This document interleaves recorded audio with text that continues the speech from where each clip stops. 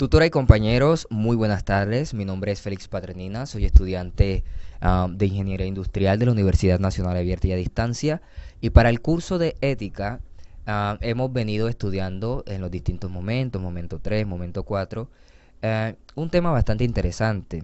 Hablamos de la aporofobia y la hemos identificado en nuestro entorno, en nuestra sociedad, ah, para tratar de buscar una solución y tratar de entender por qué ocurre este comportamiento. Sabemos entonces que la aporofobia es el odio, la repugnación o la repugnancia u hostilidad ante el pobre, al sin recursos, al desamparado. Un comportamiento bastante interesante de estudiar. Bueno, yo vivo en Sincelejo, Sucre. Y, a ver, Sincelejo es un municipio que se encuentra en proceso de desarrollo. Es decir, está dejando de ser un pueblo grande y se está convirtiendo en una ciudad relativamente pequeña. Estos cambios están ligados sin duda a la industrialización, la inversión, las gestiones gubernamentales, etcétera. Este hecho sin duda ha creado una plataforma que le ha permitido a muchas personas trabajar, superarse y posteriormente tener una mejor calidad de vida. Sin embargo, hay aquellos que viven otra realidad que no se puede esconder de ninguna manera. Y hablo de esas personas que de alguna u otra manera no han tenido la oportunidad de alcanzar nada en la vida, viven en extrema pobreza porque no cuentan con lo necesario para vivir. Estas personas que representan un gran número de la población cincelejana, esa es la que usted y yo llamamos pobres. Pero el problema no es que estas personas sean pobres, el problema es que muchos quieren verlos todavía más pobres y es lo más preocupante. Bueno, mire, en la ciudad existen algunos sectores muy exclusivos donde hay un apartado de restaurantes, hoteles, condominios, etcétera. A esto llamamos aquí la zona rosa. Mucha gente importante va a esos lugares, pero mucha gente pobre también va allí. Y estos últimos no necesariamente a comprar o a comer, sino ah, en busca de recursos, a pedir, ¿sí? Y he sido testigo de la discriminación de algunas personas. ah, Lastimosamente es así. Eh, Estas personas no sé, mi pregunta es, ¿quiénes son estos para discriminar, para dañar, para repudiar a los demás solo por una condición social? Es triste, pero es una situación cada vez más recurrente en nuestra sociedad. El odio a los pobres. Y es evidente el grado de deshumanización que presentan algunos pocos dentro de la sociedad ciencia lejana. Al parecer, estos carecen de aquellos principios básicos que permiten la inclusión, el respeto a los demás, independientemente de su condición social.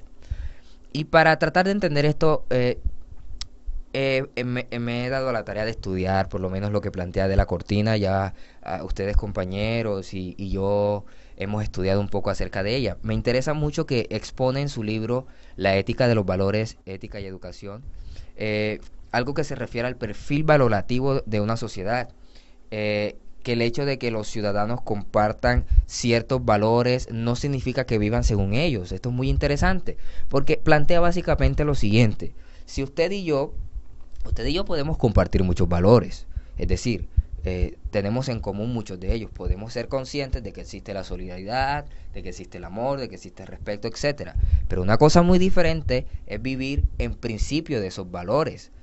Yo puedo conocer mucho de ellos, pero una cosa muy diferente es actuar conforme a lo que esos valores significan.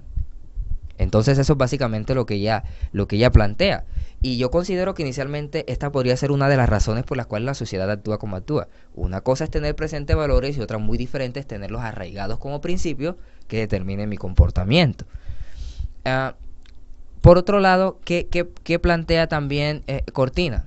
Algo muy interesante. Ella dice que las comunidades humanas pueden otorgar el estatuto de persona y tratar moral y jurídicamente como tal a otros seres humanos que no cumplan los requisitos de persona.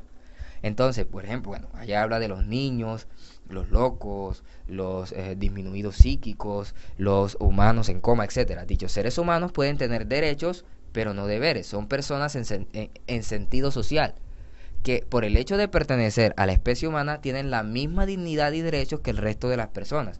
Así pues, se defendería para ellos los mismos derechos que para los demás, aunque no cobraría exigirles ninguna obligación.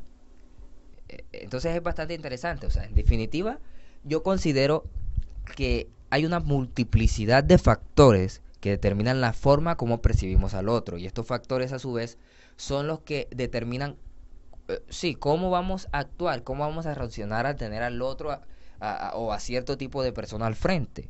En nuestro caso se trata de personas pobres que carecen de recursos y de personas que con una reacción aporofóbica hacia estas personas.